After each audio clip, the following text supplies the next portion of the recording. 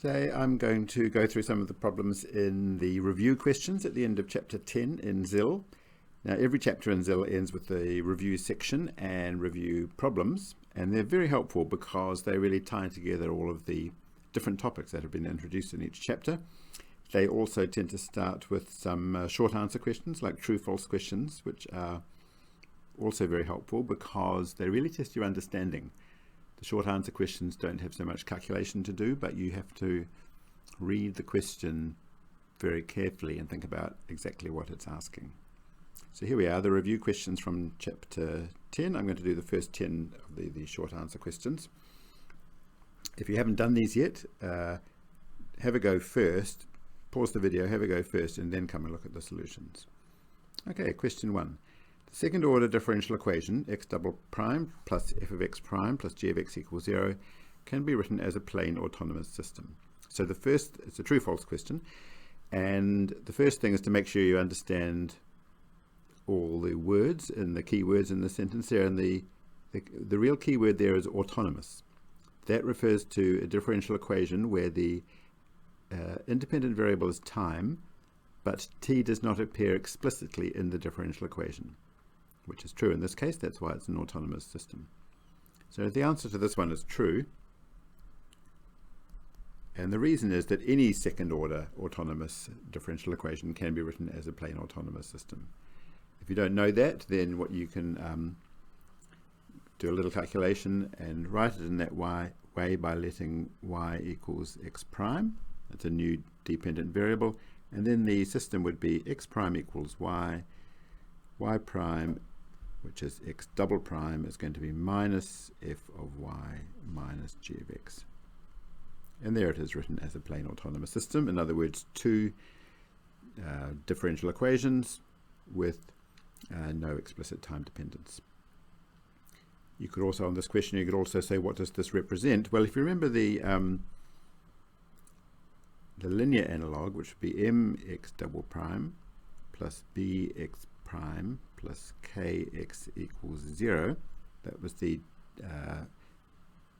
damped spring system. Our one looks at the mass, so mass times acceleration, and the other terms of minus the force. This one looks very similar. It's just that now I have f of x prime instead of bx prime, so I have nonlinear damping. And instead of kx, I have g of x, so I have some arbitrary nonlinear force. So this is an oscillator system with nonlinear damping and a nonlinear force. Question 2. If x equals x of t is a solution to a plane autonomous system, and x of t1 equals x of t2 for time 1 not equal to time 2, then x of t is a periodic solution. This one is true, and this is in fact just the definition of what is a periodic solution. It returns to its starting point. So if at some time t1 it's here, does something else, and returns to the same point at t equals t2, then it's a periodic solution.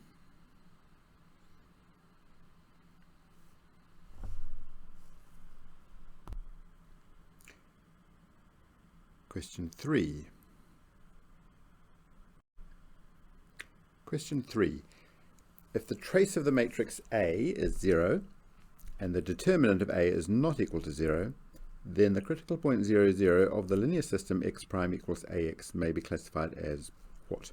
So first off, we have to see that this is a question, and the next few questions as well are all about linear systems. So the distinctions that come on later between linear and nonlinear and linearizations, they're not entering it here at all. This is just a question about constant coefficient linear systems. And they're talking about classifying the critical point at the origin in terms of trace and determinant. So let's just return to look to the textbook where there's a chart. Now there are two similar charts, and this is the one for linear systems. And they classify the fixed point as to what it is, for example, saddle or spiral. And the two charts for linear and nonlinear are the same except on the axes, the trace and determinant axes. So we can use, we don't need to work out the eigenvalues. We can use this chart to classify the critical point.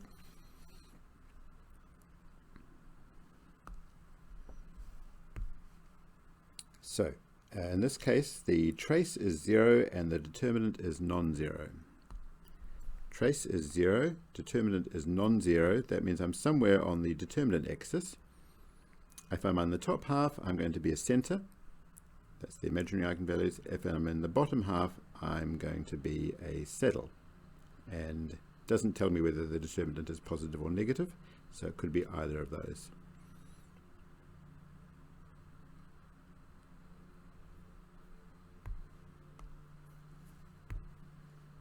So for question 3, the answer is a center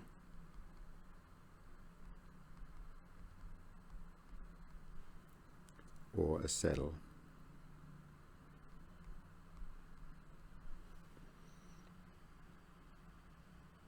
Question 4. Very similar, but this time they're telling us that the origin is a stable spiral point, and they want to know about the eigenvalues. Well, that means if it's a spiral, the eigenvalues must be complex, and if it's a stable spiral, the real part must be negative. So the eigenvalues must be a plus or minus ib, where the real part a is less than 0. Question 5. If the critical point 0, 0 of the linear system x prime equals ax is a saddle point, and x of t is a solution, then the limit as t tends to infinity of x of t does not exist. Well, if it's a saddle point, what does the solution look like? Its general solution is going to be c1 e to the lambda 1 t times the first eigenvector plus c2 times e to the lambda 2t times k2, where lambda 1 is greater than 0 and lambda 2 is less than 0. To have a saddle, you have to have a positive and a negative eigenvalue. So looking at this solution, does the limit as t tends to infinity of x of t exist? Well, it doesn't in this one, because this term here is tending to infinity and has no limit. But it does for this term. This second term here is tending to 0. So the limit exists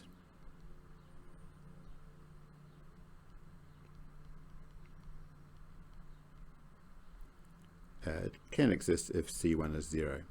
And you can also see that from the phase portrait, which might look like this: growing, shrinking. Does the limit exist? Yes, it does, only for these very special solutions, these ones that tend to 0. But it certainly can exist, so the statement that it does not exist is false.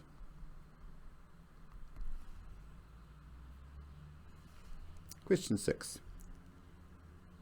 Now we're on to nonlinear systems. If the Jacobian matrix A equals G prime of x1 at a critical point of a plane autonomous system, which they don't write here, but they mean it's of the form x prime equals G of x,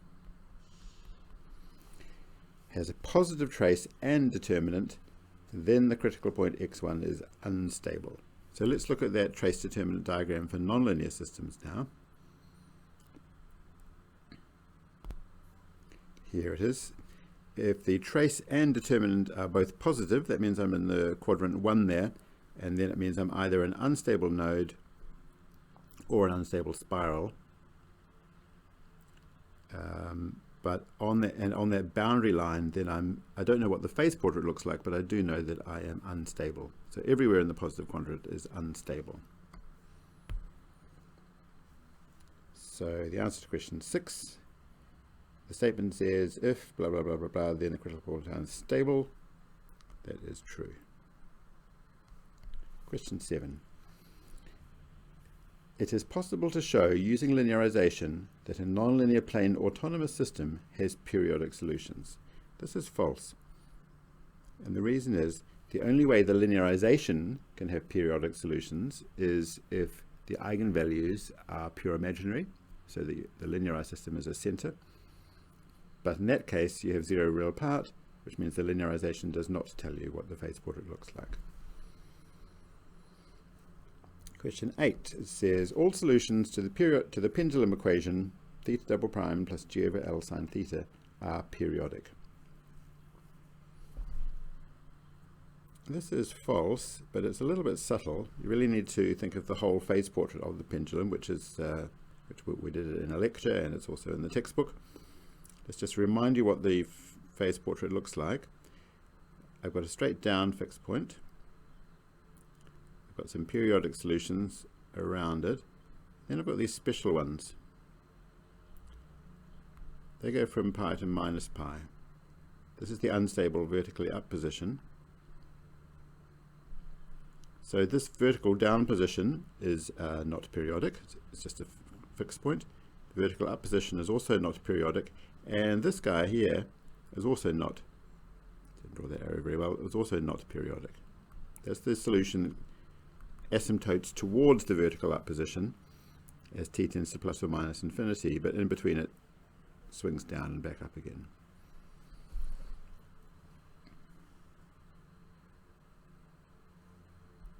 Where are we going? 9 and 10. Question 9.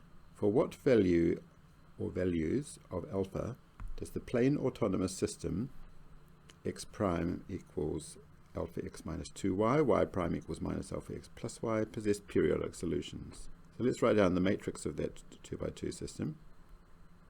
Alpha minus 2 minus alpha y. No, not y, 1. And the trace is the sum of the diagonal entries. That's alpha plus 1. And the determinant is alpha minus that times that minus 2 alpha. It's minus alpha.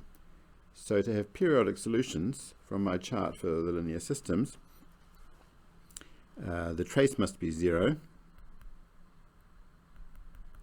And if alpha is minus 1, the determinant is positive, and that's exactly the condition to have periodic solutions. So this answer is when alpha equals minus 1. The last one, question 10. For what values of n is x equals n pi an asymptotically stable critical point of the autonomous first order differential equation x prime equals sine x? Well, there's two ways to do this. You can either sketch the phase portrait, which only involves finding the critical points and looking for the direction of flow, left or right, because it's just the phase space is just one dimensional. Or you can use the test where you take the derivative of that function and plug it in.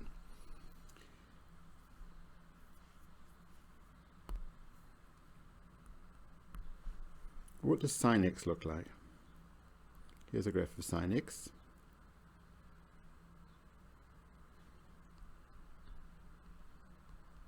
Which means the phase portrait is a fixed point at 0,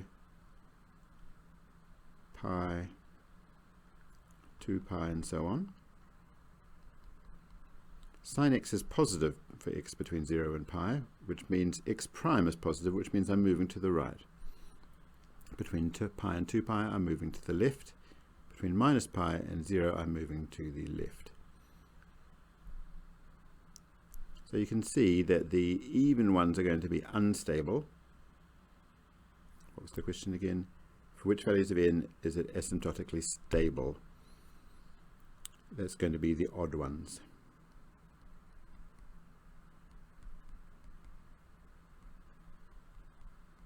That's when n is odd multiple of pi. Or you could consider I'm looking at x prime equals f of x. The stability is going to be determined by the sign of the derivative. F prime of n pi is cos of n pi. That is minus 1 to the n. That is less than 0 when n is odd. And the derivative being negative is the condition for asymptotic stability for one-dimensional systems.